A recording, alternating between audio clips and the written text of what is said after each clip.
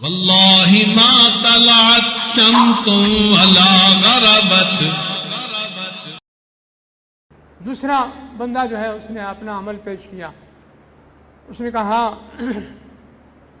کہ میں مالدار آدمی تھا، مجھے اپنی کزن سے پیار تھا،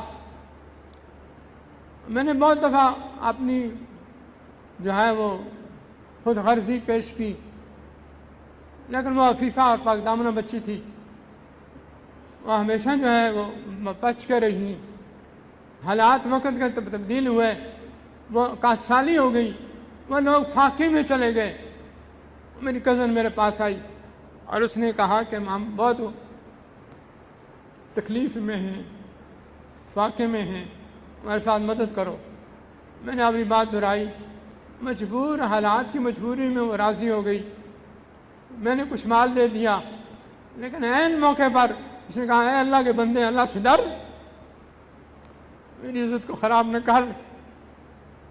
میں اس کو اللہ آپ سے ڈر کر کے میں نے اس خاتون کو چھوڑ دیا اور میں نے اسے وہ پیسے واپس نہیں لیے. اے اللہ اگر یہ عمل آپ کے لیے تھا، اس چٹان کو کچھ سرکا دے تاکہ ہمارے لیے کچھ کشادگی پیدا ہو جائے. اللہ تعالیٰ نے اس چٹان کو سرکا دیا. اس میں انسان کو یہ بتایا گیا ہے کہ انسان وہ ہوتا ہے، وہ کامیاب مومن ہوتا ہے جو صاحب کردار ہو. اللہ تعالیٰ ہر مسلمان کو صاحب کردار بنا دے. یہ جو کردار ہے یہ انسان کی بہت بڑی نعمت ہے انسان کے لیے. چنانچہ حدیث پاک میں آتا ہے 7 قسم کے لوگ ایسے ہیں جو اس دن جس دن کوئی سایہ نہیں ہوگا، اس دن رحمان کے عرش کے سائے کے نیچے ہوں گے، رحمت کے سائے میں ہوں گے، مشک کے ٹینوں پر سیر کر رہے ہوں گے. ان میں سے ایک نوجوان بھی ہوگا جس نے جو ہے وہ جوانی میں جب اس کو کسی خوبصورت مالدار اور خاندانی شرف والی کسی عورت نے دعوت دی، لیکن اللہ کے ڈر سے اس نے انکار کر دیا. وہ جوان بھی ہوگا، وہ جوان بھی ہوگا جو اپنی جوانی اللہ کی عبادت میں نشا فی عبادت اللہ.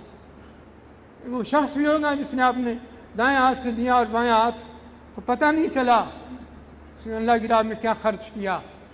وہ بندہ بھی ہوگا جس کا دل مسجد کے ساتھ اٹکا ہوگا، جب وہ مسجد سے نکلا تو پھر اس کا دل مسجد کے ساتھ معلق رہا یہاں تک کہ وہ مسجد میں گیا. ایک وہ شخص بھی ہوگا جو ہے وہ کسی عہدے پر فائز تھا اور وہ جو ہے وہ صاحب اختیار تھا، اور صاحب اختیار ہوتے ہوئے اس نے انصاف کیا. بڑے بڑے اعمال، یہ اعمال انسان کو دنیا میں بھی فائدہ دیتے ہیں اور آخرت میں بھی فائدہ دیتے ہیں. نیک اعمال، اللہ ہمیں نیک اعمال والی اعمال صالح ہماری زندگی نصیب فرمائے.